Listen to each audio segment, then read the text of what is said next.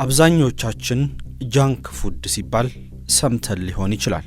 አንዳንዶቻችን ደግሞ ጃንክ ፉድን በተደጋጋሚ እንጠቀም ይሆናል። ጃንክ ፉድ ማለት እንደ በርገርና ፒዛ ያሉ ከዛም ባለፈ ደግሞ በፋብሪካ ውስጥ ፕሮሰስድ ተደርገው የሚያልፉ ምግቦች ናቸው። እነዚህ ምግቦች ታዲያ በብዛት ስኳርና ጨው እንዲሁም ዘይት የሚበዛባቸው ምግቦች ማለት ነው። እነዚህ ምግቦችን በዓለም አቀፍ ደረጃ በተለይም በምዕራባውያን ሀገራት ያሉ ዜጎች በተደጋጋሚ ሲመገቧቸው እንመለከታለን። እነዚህ ምግቦች ታዲያ ከሌሎች ምግቦች ተለይተው በከፍተኛ ሁኔታ ተጠቃሚ አላቸው። ምናልባት ጣፋጭ ስለሆኑ ለማግኘትም ቀላል ስለሆኑና ዋጋቸውም ርካሽ ስለሆነ አብዛኛው ሰው ጃንክ ፉድን ይጠቀማል ብለው የሚናገሩ ሰዎች አሉ። እውነታው ግን ከዚህ የተለየ ነው። ጃንክ ፉድ በተለየ መንገድ ሚሊዮን ዶላሮች ወጪ ተደርጎበትና ትልልቅ የሚባሉ ሳይንቲስቶች ከፍተኛ ምርምርን ካደረጉ በኋላ በሰው ልጆች ላይ ሱስን እንዲያመጣ ተደርጎ የሚሰራ ምግብ መሆኑ ተረጋግጧል። ውድ የቻናላችን ተከታታዮች፣ እኛም በዛሬው ዝግጅታችን ስለዚህ ጉዳይ ሰፋ ያለ መረጃን ወደ እናንተ እናደርሳለን። ላይክና ሰብስክራይብ እያደረጋችሁ እስከ ዝግጅታችን ፍጻሜ ድረስ አብራችሁን ቆዩ።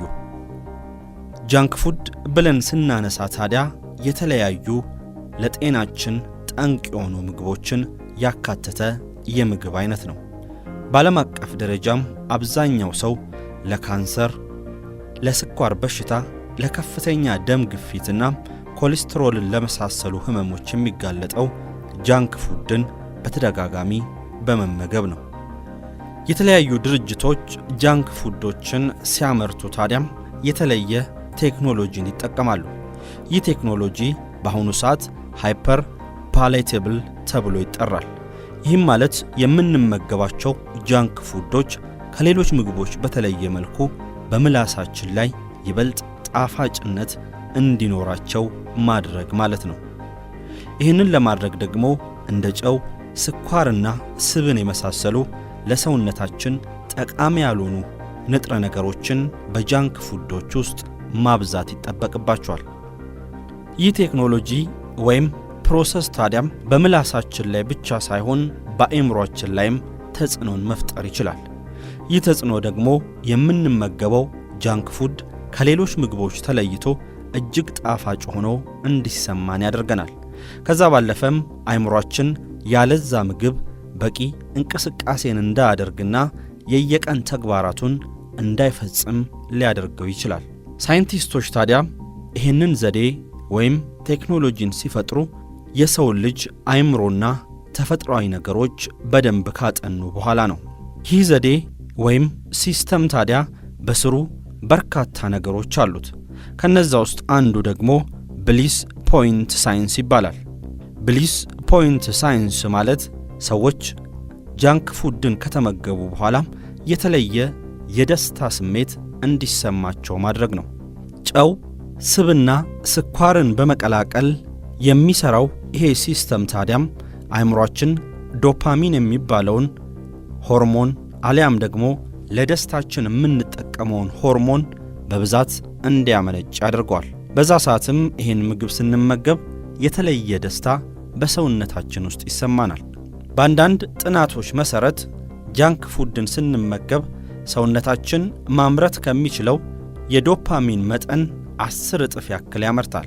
አንዳንዶች እንዲያውም ጃንክ ፉድ ከሌሎች አደንዛዥ እጾች ጋር ተመሳሳይነት ያለው ተጽዕኖን በአእምሮአችን ላይ ይፈጥራል ይላሉ።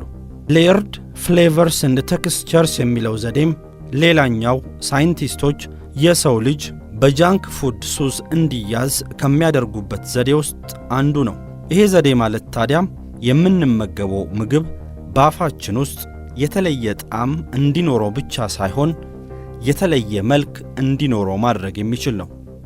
ምግቡን ወደ አፋችን ከተን በአፋችን ውስጥ ስንቀምሰውም ከጣዕሙ ጎን ለጎን የተለያዩ ድምጾችን እንዲፈጥር በማድረግ በዛ ነገር ሱስ እንዲይዘንም ማድረግ ችሏል። የምግቡን ካሎሪ ከፍ በማድረግ ነገር ግን ምግቡን ስንበላ ያለመጥገብ ስሜት እንዲሰማን በማድረግም ሳይንቲስቶች የሰው ልጅ በጃንክ ፉድ ሱስ እንዲያዝ አድርገዋል። ጃንክ ፉድ በባህሪው ከፍተኛ ካሎሪ ያለው ምግብ ነው። እንደዛም ሆኖ ግን ሳይንቲስቶች በፈጠሩት ዘዴ ምክንያት ጃንክ ፉድን ስንመገብ የመጥገብ ስሜት በሰውነታችን ውስጥ አይሰማንም። ከዛ ይልቅ ደጋግመን ጃንክ ፉድን እንድንበላ እንገደዳለን። ይህም ታዲያ በኋላ ላይ በከፍተኛ ሁኔታ ክብደት እንድንጨምር ከሚያደርጉን ምክንያቶች ውስጥ አንዱ ነው።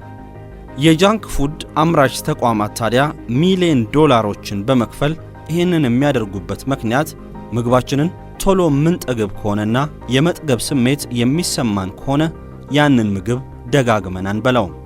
ያ ደግሞ የጃንክ ፉድ አምራች ተቋማት በቂ ገንዘብን እንዳያገኙ ያደርጋቸዋል።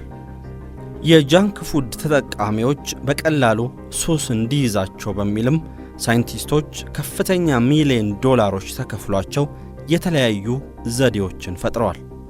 ጃንክ ፉድን ስንመገብ ዶፓሚን የተባለው ሆርሞን ወደ ሰውነታችን ይረጫል።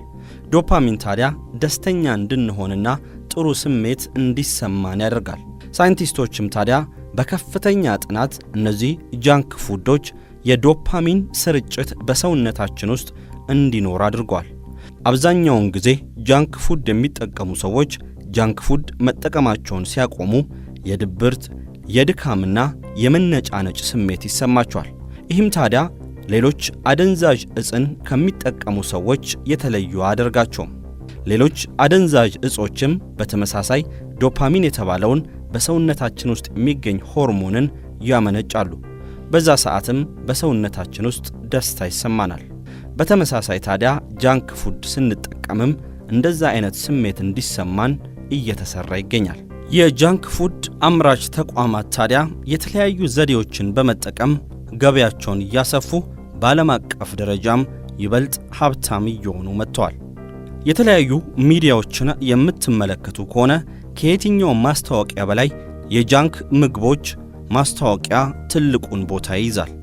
በተቻላቸው መጠንም ጃንክ ምግብ የሚባሉትን የምግብ አይነቶች የሕይወታችን አንድ አካል ለማድረግ ከፍተኛ ጥረት ላይ ይገኛሉ። ይህ ታዲያ በተዘዋዋሪ የሁላችንንም ሕይወት እየጎዳው ይገኛል።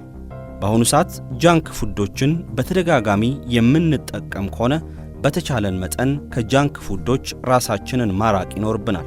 ከዛ ይልቅ በቤታችን ውስጥ ምግብን ማብሰል መልመድ ይኖርብናል። አትክልቶችን፣ ፍራፍሬዎችን፣ ከዛ ውጪ አርቲፊሻል ነገሮች ያልገቡባቸውን ምግቦች መመገብን የምንለምድ ከሆነ እንደ ስኳር በሽታም፣ ከፍተኛ የደም ግፊትና የልብ ህመም ካሉ አስከፊ በሽታዎች ራሳችንን መጠበቅ እንችላለን።